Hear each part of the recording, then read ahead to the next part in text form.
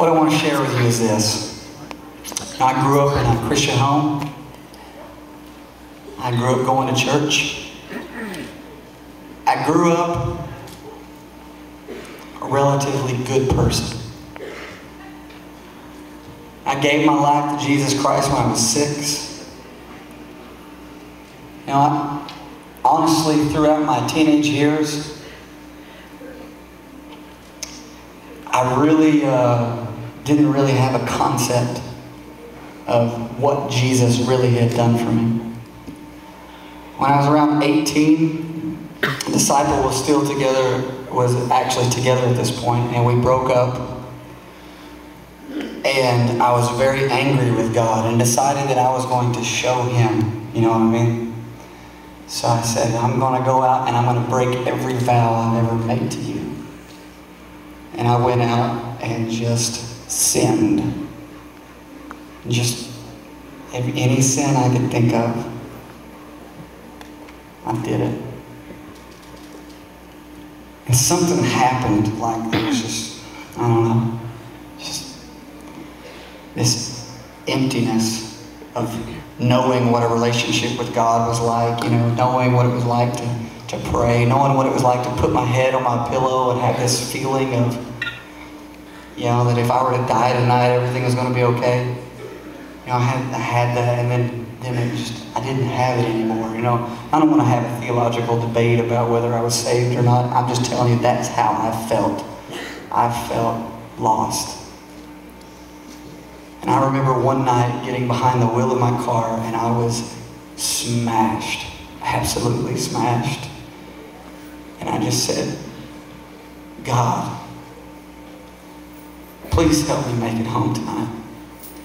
Because I know that if I die tonight, I'll die without you. Please help me.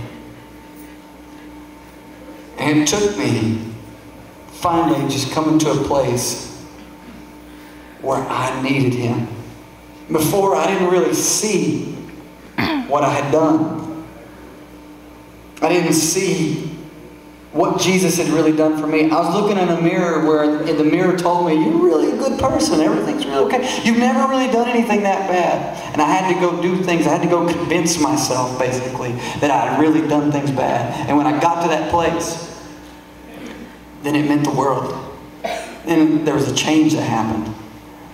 And then when I would talk about what Jesus had done for me, He'd actually done some things for me to wipe these sins away that I had committed, these things that I could never get back, these things that would change my life forever that I could never go back and redo, the people that I'd hurt and the things that I'd said to my mother, that these words that were so hurtful, just like a shotgun to the face, things and words that I could never take back.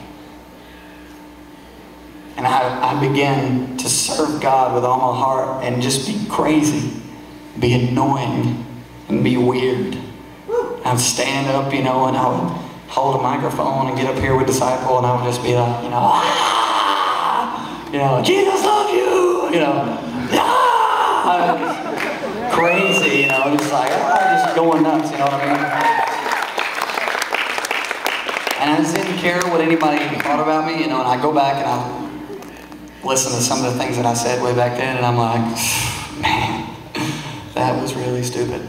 Yeah, but I was just excited. And the reason I say all that is what I'd like to share with you tonight about this Pharisee. And you know, you got on one side, there was this immoral woman who came into the room. And then on the other side, you got this Pharisee. Here's what I'd like to say to you.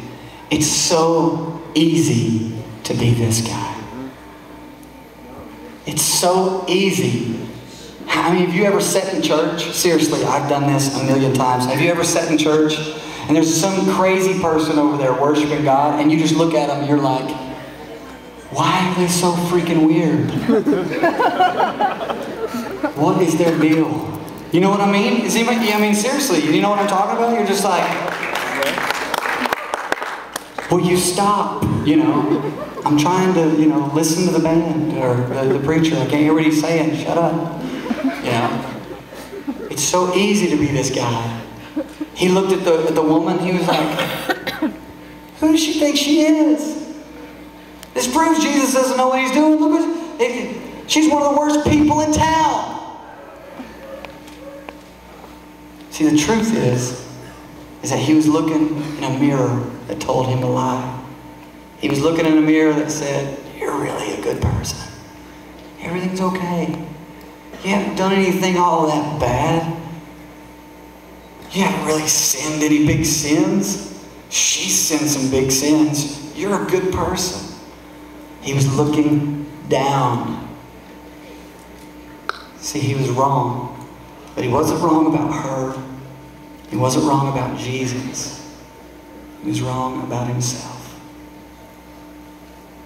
See, tonight, we've all sinned. All of us. The Bible says that there's nobody that's good. Not even one. He goes on to say that all have sinned and all have fallen short of the glory of God. Guess what? When that word all, unless it's changed in the English language in the past 1,000 years, it means everybody. All of us. We all get to be included. Billy Graham said this. He said, somebody asked him, he said, if you knew that you were going to die, what would your last words be?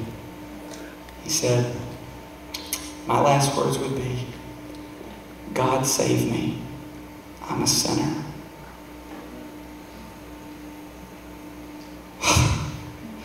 Billy Graham, you know, looking through the right glasses. He put on the right glasses.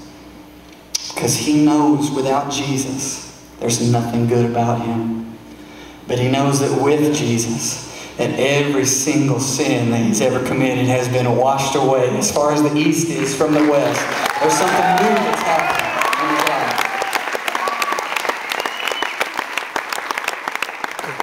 I want to challenge